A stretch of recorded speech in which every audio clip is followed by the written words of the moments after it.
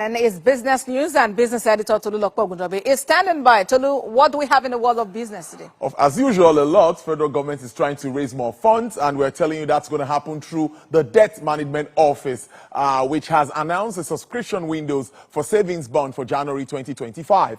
This initiative invites both individuals and institutional investors to participate from January 13 to January 17, 2025.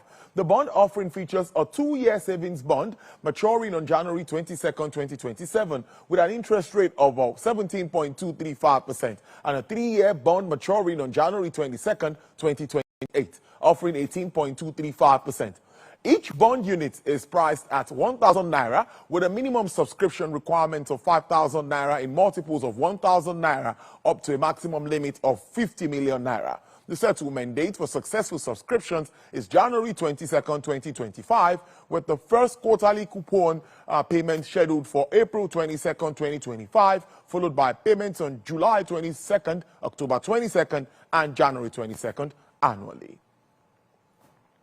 And moving on, the Chartered Institute of Taxation of Nigeria has commenced the 4th batch of in-house intensive training on tax audits in the oil and gas industry for senior officials of the Gambian Revenue Authority. Speaking at the opening ceremony and training in Lagos on Monday, the President and Chairman of Council of the Chartered Institute of Taxation Nigeria, Mr. Samuel Agbeluyi, emphasized the urgency for the African continent to unite and strive for excellence across all aspects of human endeavor through collaborative efforts aimed at aiming for greater accomplishment. He expressed excitement at the Gambian Revenue Authority's decision to seek expertise from CITN. If I may have to blow the trumpet of CITN, the feedback from the first 3 batches have been very good. And that is what has given birth to this current team who are here for this training. Not only that they are happy to come and take us as their trainer, they are also giving that information to other West African countries. What CITN in Nigeria is doing to make sure that they up their game in terms of tax administration and practice in their various locations. Sometimes we may not appreciate what we have in the country, but I am proud and happy to say that Nigeria is the giant of Africa, and we have a lot of things to give to our brothers and sisters in Africa to make sure that we all develop together. We are here to have training on the oil and gas sector, which is a way of building the capacities of our auditors.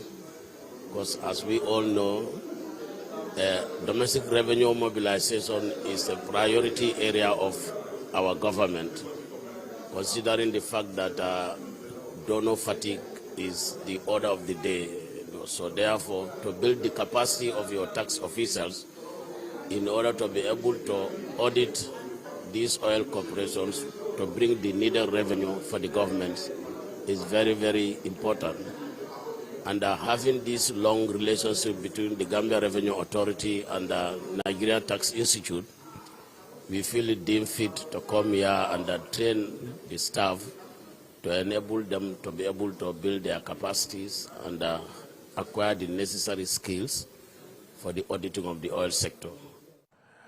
Nigeria's oil and gas industry stakeholders have commended President Bola Tinubu over his administration's economic policies, attributing the recent reduction in the price of fuel to the gains of the policies.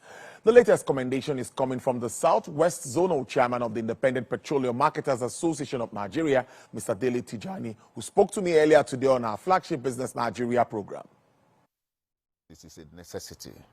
It is a necessary decision that has to be taken in the best interest of this country. So it has come, and of course it was difficult when the decision was made. No, still very difficult, but at least we are getting used to it.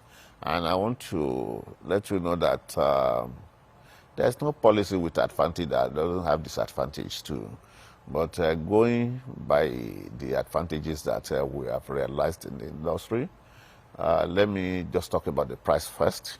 You will recall that when it was announced, the price of petrol is about 1,200, 1,250 per liter. Yes.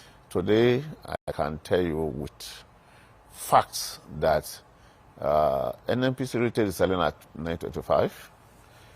MRS, let's use Alakwere as an example. MRS is selling at 985. There's Eden Petroleum at Alakwere. There is Total. Everybody is selling different prices, but within the, good range. Yeah. So everybody says, so it has dropped from 1,250, 1,200 to 935. So, and we expect more of that. Well, the first day of securities transactions at the NGX exchange this week recorded drop in prices across sectors. The prime market index that measures movement of prices crashed for mid-trades by 11%, underscoring losses on investments. First Bank Holdings, currently managing quarrels among stakeholders, ended deals as the heaviest price loser in calculation, above 5%. Those that followed included Transcorp, United Capital, UBA, and Access Holdings. African Prudential Insurance was a top gainer with nearly 3%, followed by Total Energies, Oando, Zenith, and Nascon. The volume of business done on the floor moved above 500 million shares.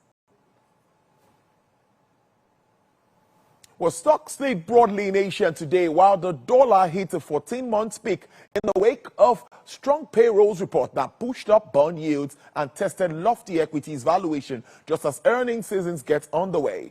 S&P 500 futures fell 0.4%, Nasdaq futures 0.5%, adding to Friday's pullback. Eurostock 50 futures and FTSE futures is 0.2%. DAX futures were almost flat. Holiday in Japan made for a thin early trading today, and MSCI's broadest index of Asian Pacific shares outside of Japan edged down 0.4%. While the Nikkei was short, futures traded down. South Korea stocks is 1%, with political situations still in flux.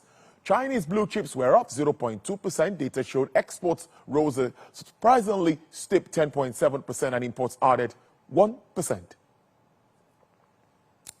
Well, crude oil prices extended gains today for the third straight session, with Brent rising above $81 a barrel to its highest in more than 4 months, as wider U.S. sanctions are expected to affect Russian crude exports to top buyers China and India. U.S. West Texas Intermediate crude rose to sell for $78.44, with an upward price review of 2.44%. Brent also experienced an uptick of 2.22% to sell for $81.53 per barrel. Bonny Light sells for $78.62, with a decline of 2.84%. And for the OPEC basket, dealers offer $76.93, with an upsurge of 1.13%.